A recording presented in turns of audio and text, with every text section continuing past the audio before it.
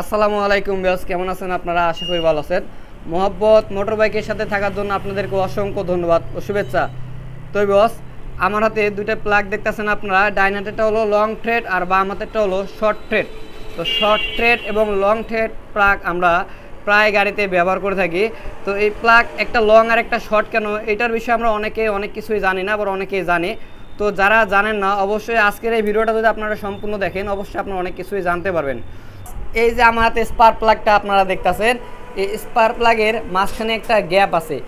এই গ্যাপের সাথে আমাদের ইঞ্জিনের যে জ্বালানিটা আছে এটার একটা সম্পর্ক আছে।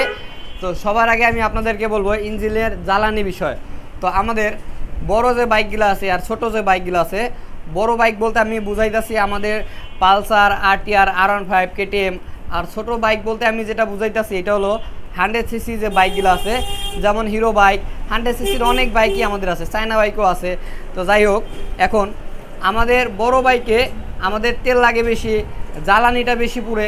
আচ্ছা, পুরার পরও কিন্তু আমাদের একটা কার্বন থেকে যায়, যে কার্বনটা আমাদের এক্সস্ট সাইলেন্সার দিয়ে বাইর হয়ে যায়। তো কার্বন কিন্তু সম্পূর্ণটা বাইর হতে পারে না, কিছুটা কার্বন থাইকে যায়।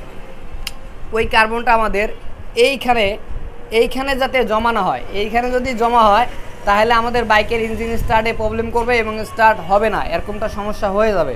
তো এই যে গ্যাপটা দেখতেছেন আপনারা, স্পার্ক প্লাগের ভিতরে যে একটা গ্যাপ দেখা যায়, এই গ্যাপটা দেওয়ার কারণ হলো আমাদের ওই জ্বালানির যে কার্বনটা, এটা স্পার্ক প্লাগের মাথায় জমা না হয়ে যাতে স্পার্ক প্লাগের ভিতরে জমা হয়। ভিতরে জমা হলে কি হবে, আমরা একটা বাইক লং টাইম ব্যবহার করতে পারবো। তো এখন এখানে কথা হলো আমাদের বাইকের স্পার্ক প্লাগ লং থ্রেড এবং শর্ট থ্রেড কেন। তো লং থ্রেডটা এই জন্য ব্যবহার করা হয়েছে, বড় বাইকে ফুয়েল লাগে বেশি, জ্বালানি বেশি পুড়ে, যার জন্য বড় বাইকে কার্বন বেশি জমা হয়।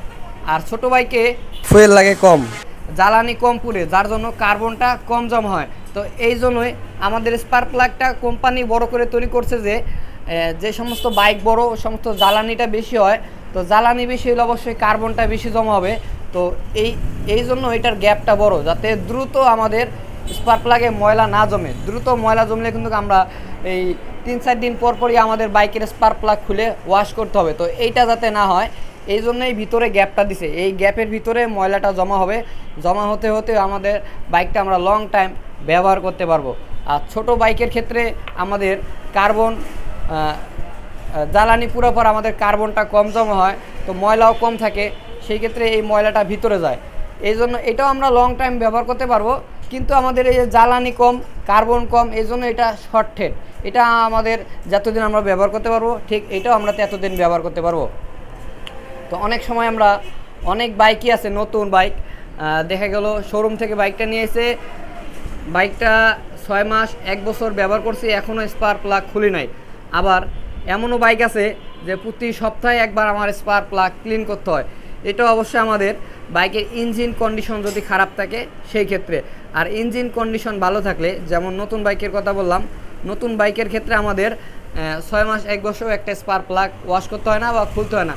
কিন্তু পুরাতন বাইকের ক্ষেত্রে কিন্তু কয়েকদিন পরই আমাদের স্পার্ক প্লাগটা পরিষ্কার করতে হয়, যাতে স্টার্টে প্রবলেম না করে। বেশি ময়লা জমে গেলে স্টার্ট হবেই না। তো এই গ্যাপটা দেওয়ার কারণ কি, আশা করতেছি অবশ্যই আপনারা বুঝছেন।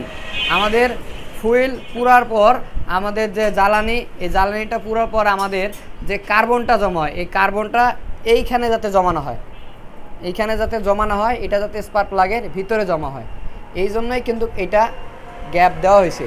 তো বড় গাড়িতে জ্বালানি বেশি লাগে, যার জন্য এটার গ্যাপটা বড়। আর ছোটো গাড়িতে জ্বালানি কম লাগে, যার জন্য এটার গ্যাপটা ছোট। তো বস, আশা করতেছি আপনারা আমাদের এই কাজ বুঝতে পারছেন। তো আপনাদের কাছে কেমন লেগেছে অবশ্যই আপনারা কমেন্ট করে জানাবেন, লাইক করবেন, কমেন্ট করবেন, শেয়ার করবেন। এবং আপনারা যারা নতুন আছেন অবশ্যই আমাদের চ্যানেলটি সাবস্ক্রাইব করে রাখবেন। এবং আমাদের সাথে থাকার জন্য আপনাদেরকে অসংখ্য ধন্যবাদ।